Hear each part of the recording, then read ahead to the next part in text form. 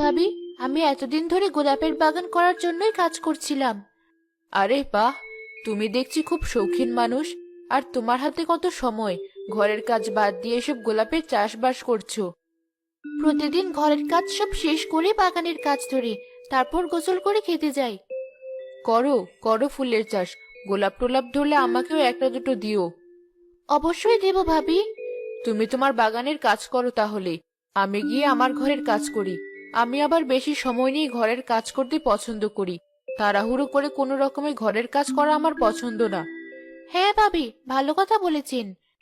আচ্ছা, আমি তাহলে চললাম। কি ব্যাপার? কখন থেকে খুঁজছি তোমাকে। কোথায় চলে গিয়েছিলে? শ্যামা ভাবিদের ওখানে, ভাবি ফুলের বাগান করছি। তাও তো ভালো, নিজের শখ পূরণ করছে। তোমার মতো কাজে ফাঁকি দিয়ে এদিক সেদিক ঘুরে বেড়াচ্ছে না। পেটে ভাত জোটে না যাদের ঠিক মতো, তাদের আবার শখ। আর তুমি কি বললে, আমি এই সংসারের কাজ ঠিকভাবে করি না? এখন আর আমার ঝগড়া করার কোনো ইচ্ছে নেই। খিদে পেয়েছে খুব, খেতে দাও।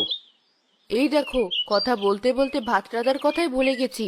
তুমি একটু অপেক্ষা করো, বেশিক্ষণ লাগবে না। আরো বেশ কয়েকদিন পার হয়ে গেল। শ্যামার ফুল বাগানের ফুল গাছগুলো বড় হয়ে উঠল, আর তাতে অনেক ফুলও ধরলো। আমি বলছিলাম, এই ফুলের বাগান করে আমাদের লাভই হয়েছে। আমাদের এই ছোট বাড়িটা কত সুন্দর দেখাচ্ছে। তা তো হয়েছে বটে।